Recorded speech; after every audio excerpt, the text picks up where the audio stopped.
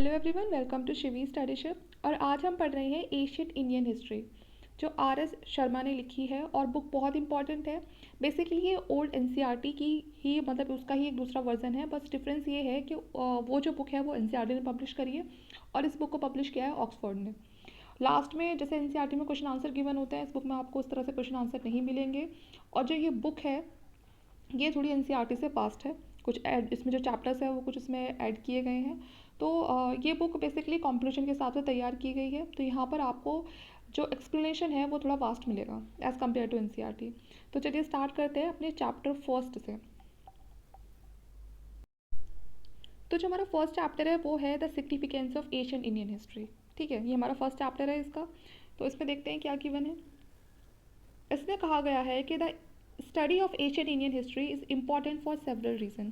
जैसे कि हमें पता है कि अगर हम अपनी एशियन इंडियन हिस्ट्री को पढ़ रहे हैं तो वो क्यों इंपॉर्टेंट है, क्योंकि उसे पढ़ने के हमारे पास बहुत सारे रीज़न हैं।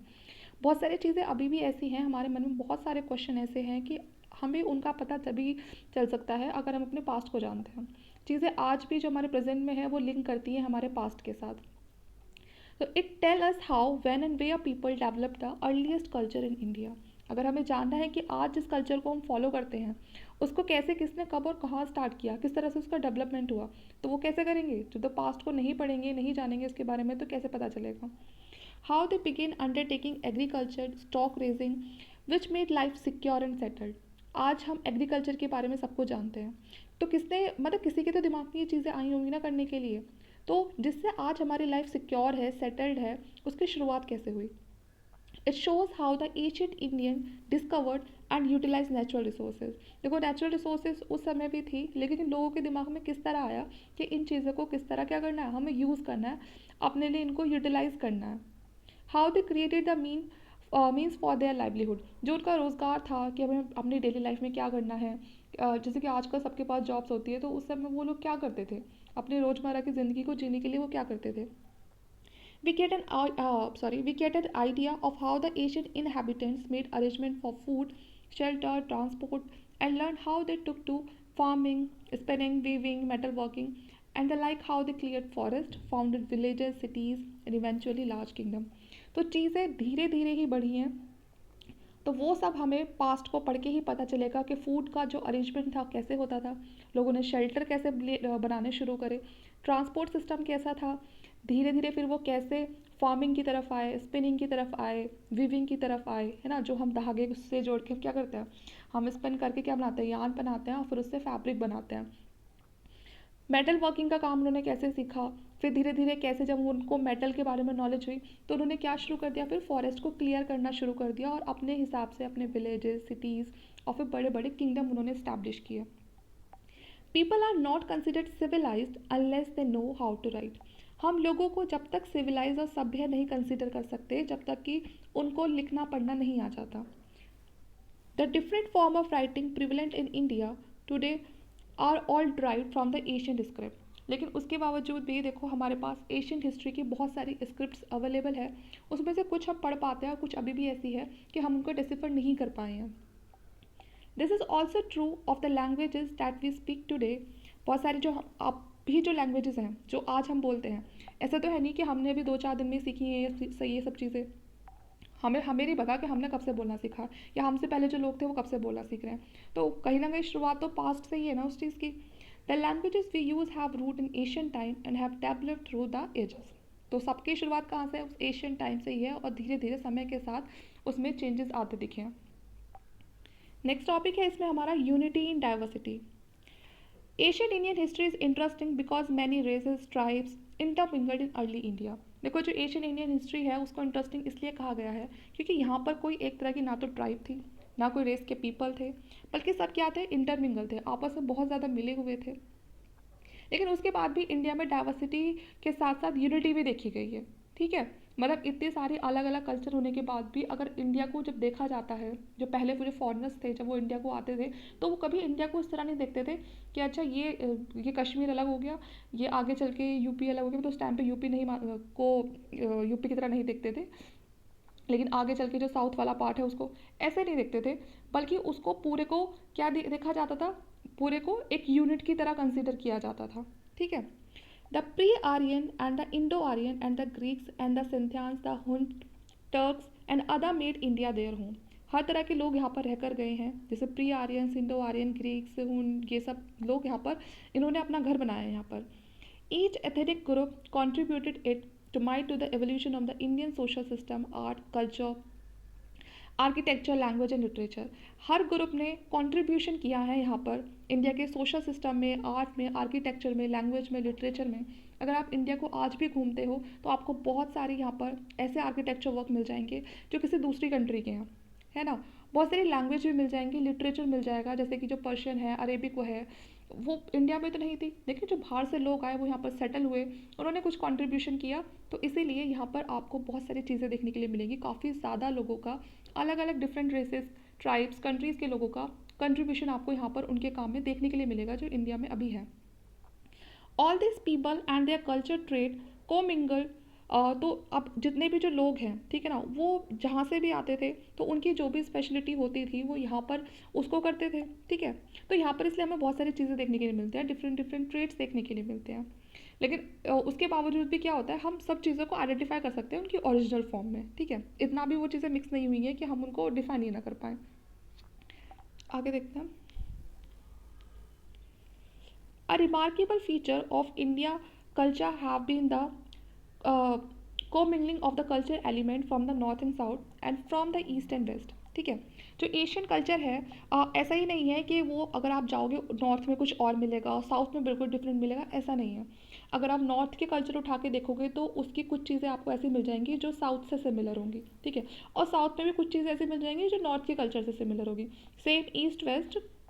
तो आप ये नहीं कह सकते कि इंडिया का जो नॉर्थ है वो बिल्कुल डिफरेंट है बाकी सारे जो बाकी सारे जो हमारे साउथ, ईस्ट और वेस्ट हैं वहाँ से, या फिर जो वेस्ट का जो कल्चर है वो बिल्कुल बाकी जो इंडिया के डिफरेंट पार्ट्स हैं उससे बिल्कुल एकदम अलग है। ऐसा नहीं है, आपको कुछ ना कुछ सिमिलैरिटी देखने के लिए मिल जाएंगी, और यही क्या बनाती है, हमारे इंडिया को यूनिक बनाती है और उसकी यूनिटी को शो करती हैं कि भले ही हम सब अलग अलग रीजन में अलग अलग हैं, लेकिन हमारा जो कल्चर है वो कहीं ना कहीं उसमें कुछ चीज़ें ऐसी हैं जो पहले ही समय से क्या होती आ रही है, सब में एक समानता दिखती है, मतलब देखने के लिए मिलती है हमें। The Aryan elements are equated with the Vedic and Puranic culture of the north and the pre-Aryan with the Dravidian and the Tamil culture of the south। तो जैसे कि अगर हम नॉर्थ में देखते हैं तो नॉर्थ में ज़्यादातर आर्यन एलिमेंट्स हमें देखने के लिए मिलते हैं, जिसमें जो वैदिक और जो पुराण का जो कल्चर है वो मिलता है नॉर्थ में देखने के लिए। लेकिन साउथ में कौन थे, प्री आर्यंस थे। वो किस कल्चर को फॉलो करते हैं, द्रविडियन को फॉलो करते हैं, तमिल कल्चर को फॉलो करते हैं। कुछ जगह पर क्या है, मुंडा, द्रविडियन और दूसरी नॉन संस्कृत जो टर्म है वो हमें देखने के लिए मिलती है वैदिक टेक्स्ट में। तो अब आप खुद सोचो, जो वैदिक टेक्स्ट है वो कहाँ पर हमें ज़्यादा मिलता है, नॉर्थ में मिलता है। लेकिन उसी वैदिक टेक्स्ट में हमें मुंडा, द्रविडियन और बहुत सारी ऐसी नॉन संस्कृत टर्म देखने के लिए मिलती हैं जो कि साउथ में यूज़ होती हैं। तो नॉर्थ के कल्चर में भी हमें क्या देखने के लिए मिल रहा है, साउथ का जो कल्चर है वो देखने के लिए मिल रहा है, उसके कुछ टर्म्स देखने के लिए मिल रहे हैं।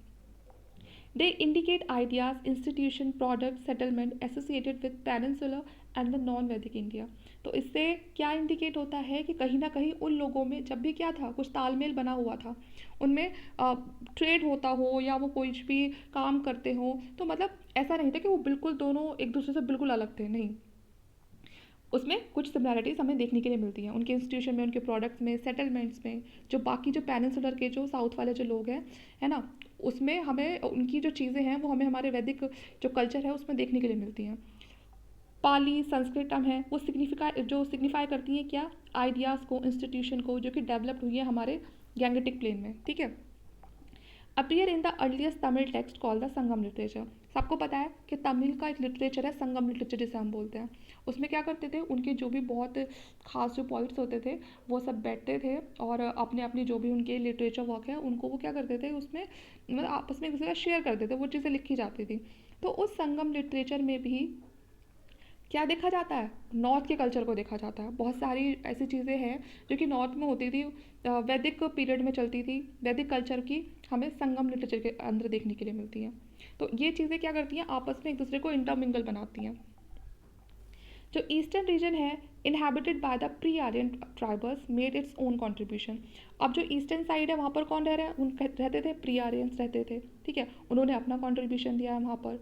जो पीपल थे इस एरिया की वो क्या बोलते थे, मुंडा बोलते थे और कोलेरियन लैंग्वेज बोलते थे।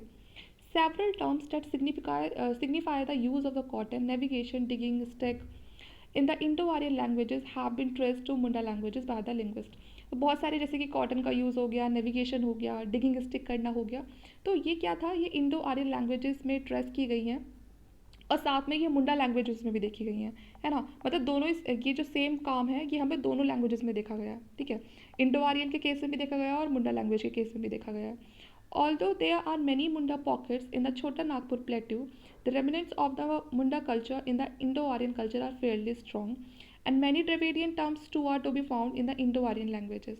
तो बेसिकली इसमें यही कहा गया है कि चाहे वो मुंडा ट्राइब है, चाहे वो प्री आर्यन ट्राइबल्स हैं, या फिर आप नीचे साउथ में जाओगे तो वहाँ आपको प्री आर्यंस मिलेंगे, सबका कल्चर आपस में कहीं ना कहीं थोड़ा बहुत ज़रूर मिलता था, ठीक है।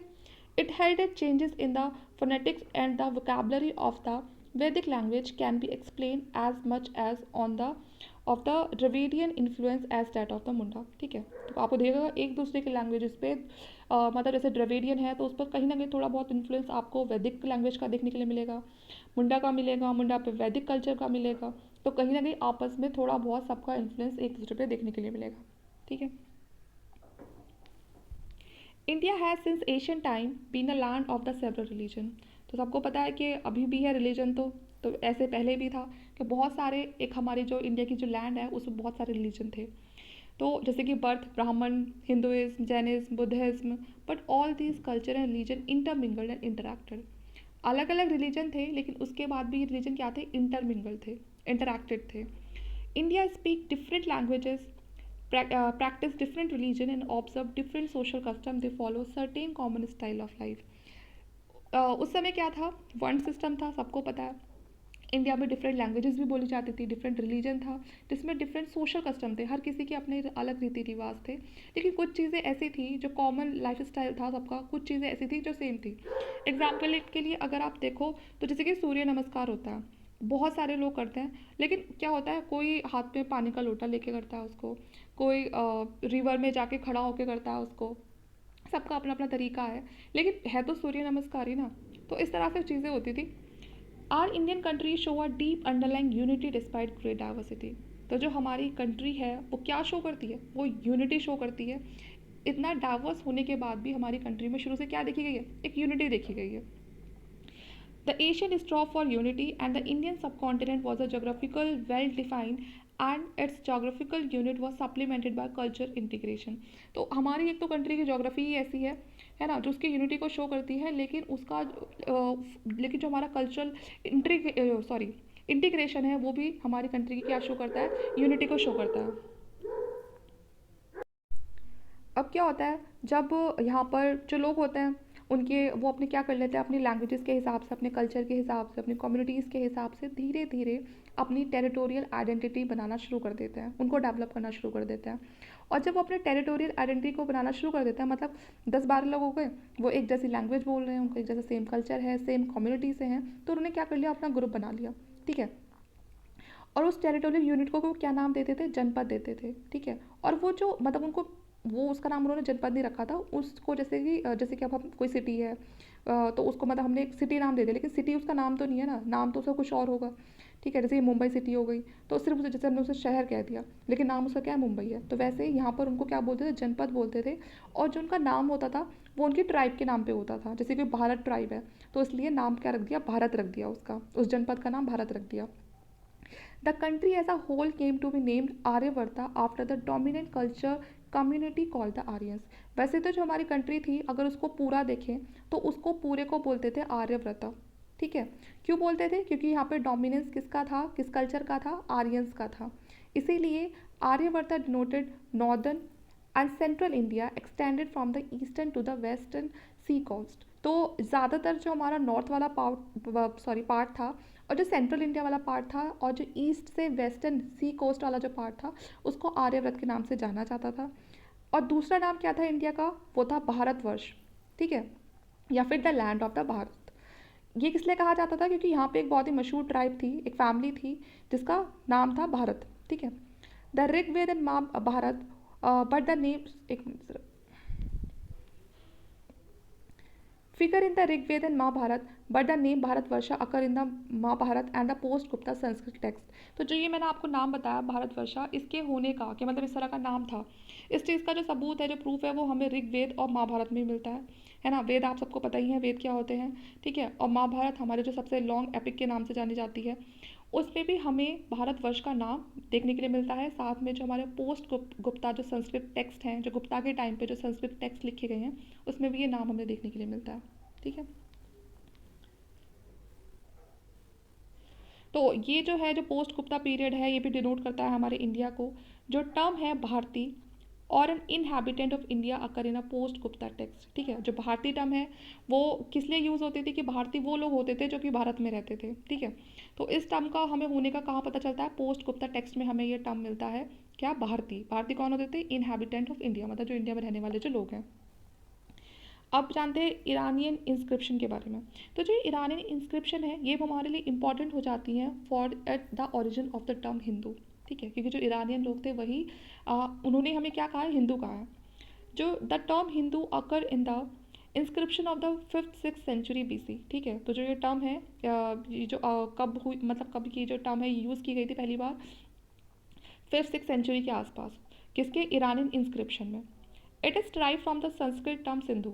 अब ये कहाँ से मिली हमें, सिंधु टर्म से, ठीक है। आपको पता है कि हमारे जब इंडिया में एंट्री करते थे सबसे पहले सिंधु रिवर पड़ती थी। लेकिन जो ये ईरानियन लोग थे ना, ये इसको सिंधु नहीं बोल पाते थे और ये इसको क्या बोलते थे, हिंदू बोलते थे। तो इसीलिए उन्होंने यहाँ पर क्या नाम रख दिया इसका, हिंदू रख दिया। The Iranian inscription first mentioned Hindu as a district or the Indus. Therefore, in the earliest stage, the term Hindu means a territorial unit. तो अभी तो हम इसको कास्ट के नाम से जानते हैं कि जो हिंदू है ये कास्ट है ना। लेकिन पहले जो हिंदू है ये टेरिटोरियल यूनिट के नाम से जानी जाती थी। ये किसी कास्ट के लिए नहीं रखी गई थी, बल्कि जो हमारी रिवर थी, इंडस रिवर थी, ठीक है ना। उस इंडस रिवर को ये लोग, इंडस रिवर को संस्कृत में सिंधु बोलते हैं, तो ये लोग क्या करते थे, ये उसको प्रोनाउंस नहीं कर पाते थे सही से, तो इसीलिए ये उसको सिंधु बोल दिया, सॉरी, हिंदू बोल दिया करते थे। तो वो उस जगह को हिंदू बोलते थे जहाँ पर कौन सी रिवर थी, इंडस रिवर थी। तो पहले जो हिंदू है वो कोई कास्ट ना होके बल्कि एक जगह का नाम था। It is neither indicate a religion nor a community, ठीक है। ना तो किसी धर्म को का वो इस चीज़ से इंडिकेट कर रही है, और ना किसी जो कोई ग्रुप होते थे ना उसको इंडिकेट कर रही है। Are Asian poets, philosopher and writers view the country as an integral unit. हमारे जो भी एशियन पोइट्स हैं, फिलोसफर हैं, राइटर्स हैं, वो सभी हमारी कंट्री को जब देखते हैं ना, तो एक इंटीग्रल यूनिट की तरह देखते हैं। कभी भी इंडिया को अलग अलग नहीं देखते कि ये इंडिया का इतना पार्ट है, ये इतना पार्ट है। मतलब उनको पता है कि पूरा ये इंडिया है, फिर इंडिया के अंदर ये छोटे छोटे पार्ट हैं, इस तरह से देखते थे। The spoke of the land stretching from the Himalayas to the set as a proper domain of a single universal monarch. तो वो इंडिया को पूरा कहाँ से देखते हैं, हिमालय से लेके पूरा नीचे तक जाते हैं, देखते हैं, और हमेशा यही सोचते हैं कि मतलब उसको कंट्रोल करने वाला जो क्या है, कोई एक ही मोनार्क है। The king who tried to establish their authority from Himalayas to Cape Comorian and from the valley of the Brahmaputra in the east to the land beyond the Indus in the west were universally praised, ठीक है। तो जो भी king try करता था अपनी authority को establish करने के लिए हिमालय से केप कमोरियन तक, या फिर ब्रह्मपुत्र से ईस्ट से लेके इंडस रिवर ऊपर तक जब जाता था, ठीक है ना, तो उसको ना बड़ा यूनिवर्सली बड़ा प्रेज किया जाता था, ठीक है। और उनको फिर क्या बोलते थे, चक्रवर्तीज बोलते थे, कि मतलब जो भी इतना एबल है कि हिमालय से लेके नीचे कैप कमोरियन तक, साउथ में जो एक पॉइंट है ये कैप कपूरियन, वहाँ तक जाके, और ब्रह्मपुत्र ईस्ट से लेके इंडस तक ऊपर तक जो रिवर है साइड में, है ना, वहाँ तक जाकर अगर वो उस पूरी जगह को जीत लेता तो उसको ने बहुत ही, उसको बड़ा क्या कहते हैं ना, एकदम से उसका नाम ही नाम हो जाता था, और उनको क्या बोलते थे, चक्रवर्तीज बोलते थे। This form of political unity was attend at least twice in the Asian time. और इस तरह की जो पॉलिटिकल यूनिटी है वो इंडिया में एशियन टाइम में 2 बार देखी भी गई है। ऐसे कुछ किंग आए भी हैं जिन्होंने चक्रवर्ती जैसा टाइटल लिया है, क्योंकि उन्होंने इतनी जगह को कैप्चर भी किया। जिसमें सबसे पहले आता है अशोका। इन्होंने अपनी एम्पायर को काफ़ी ज़्यादा वास्टली एक्सटेंड कर लिया था, काफ़ी ज़्यादा जो इंडिया का पार्ट था उसको अपने अंडर ले लिया था, एक्सट्रीम साउथ तक।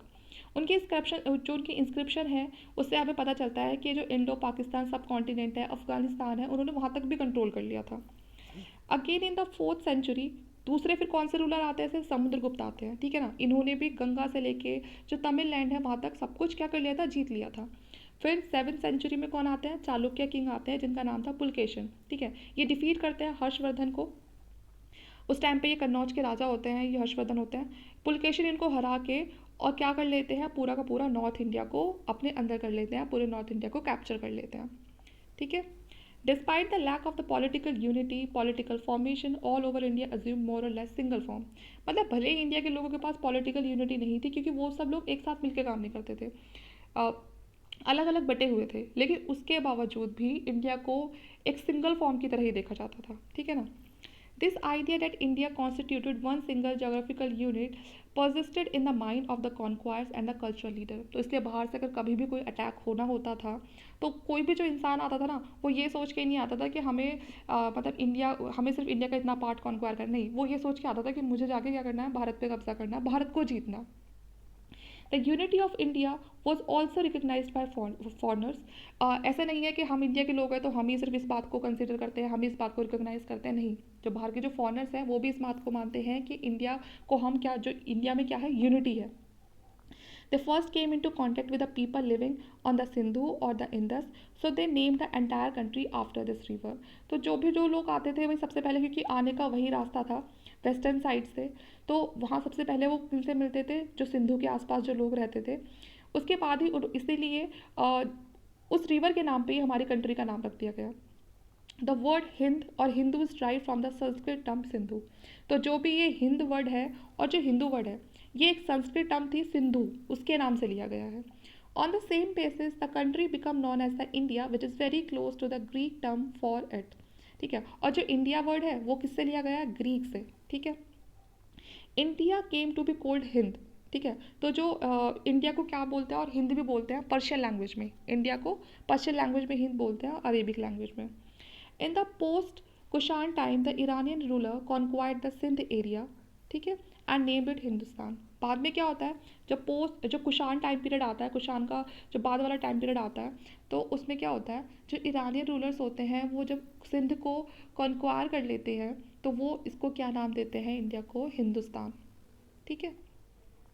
We find continuing efforts to establish linguistic and cultural unity in India. In the 3rd century, प्राकृतिक served as a lingua franca across a major part of India।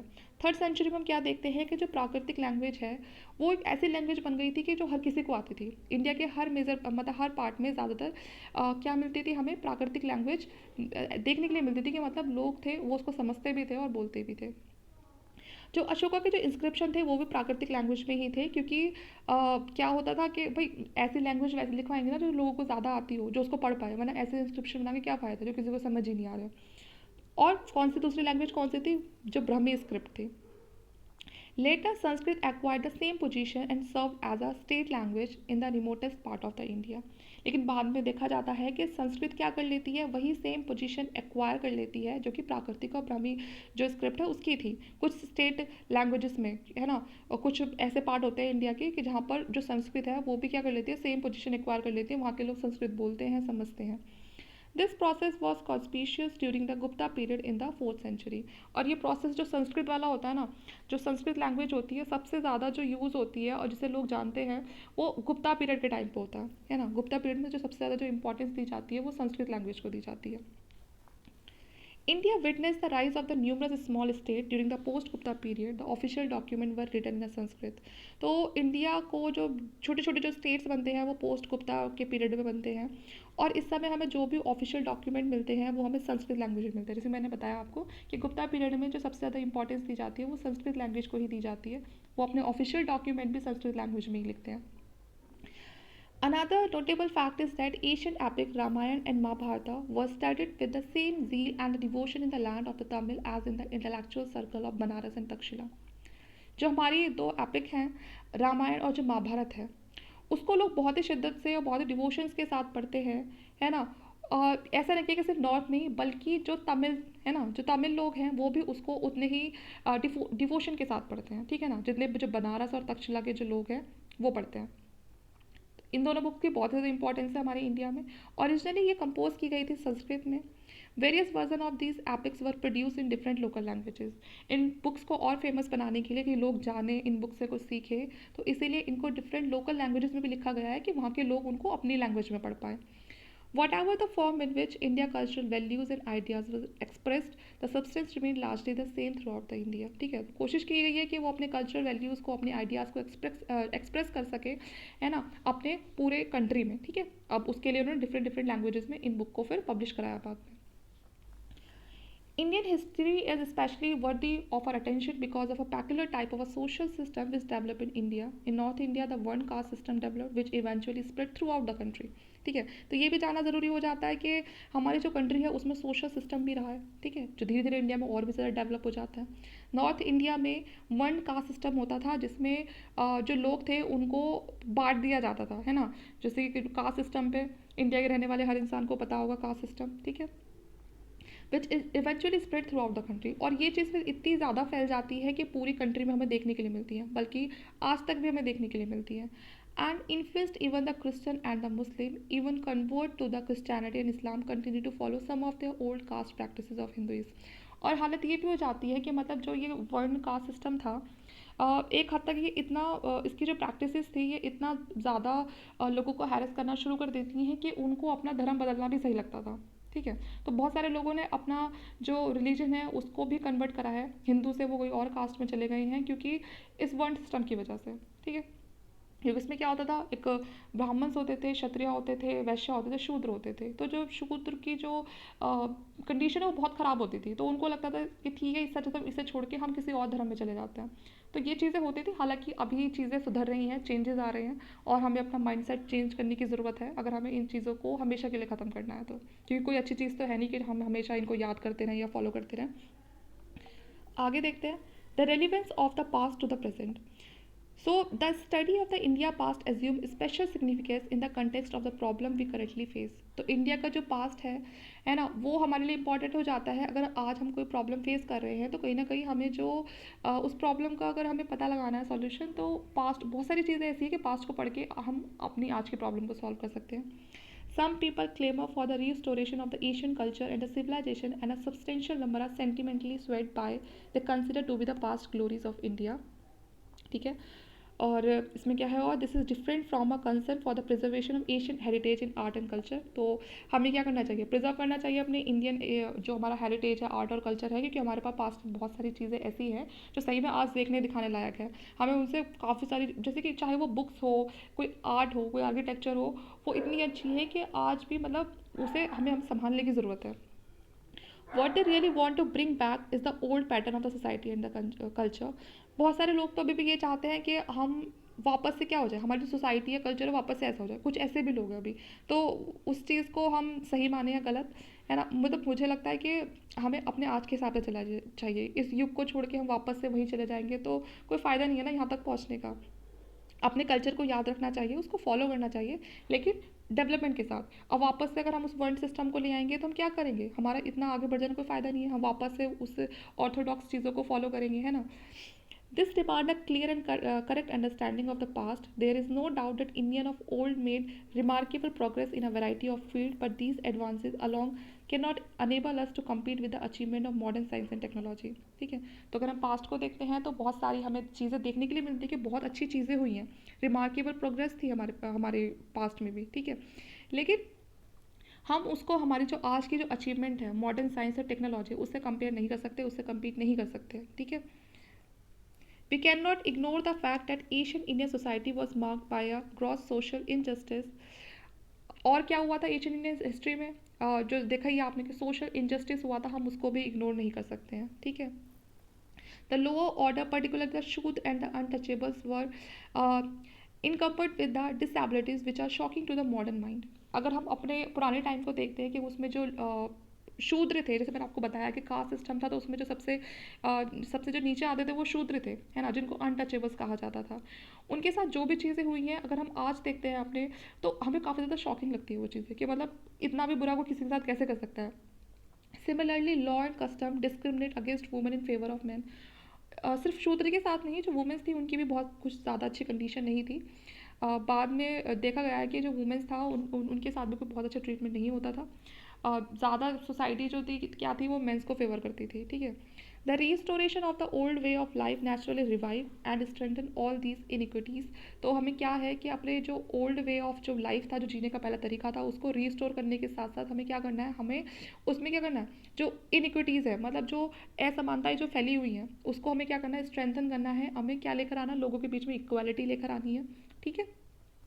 The success of the Asian in surmounting these difficulties presented by nature and human factor can build up our hope and confidence in a future, but any attempt to bring back the past will mean a perpetuation of a social inequality that afflicted India, and all these make it essential for us to understand what the past mean. अगर अपने हम past को देख रहे हैं तो उसका मतलब ये नहीं है कि हमें वापस से वैसे ही बन जाना, नहीं, या फिर हमें उसको पढ़ना ही नहीं है, नहीं, हमें उसको पढ़ना भी है, समझना भी है कि जो गलतियाँ उस टाइम हुई हम उसको रिपीट ना करें, और उसको पढ़ के हम अपने अंदर कॉन्फिडेंस लेकर आएँ, क्योंकि बहुत सारी चीज़ें अच्छी भी हुई हैं, है ना। जब लोगों को ना खाना आता था, ना पता था कि खाना हमें क्या खाना है, क्या पहनना है, उन्होंने वहाँ से शुरुआत करी और आज यहाँ तक पहुँचे हैं।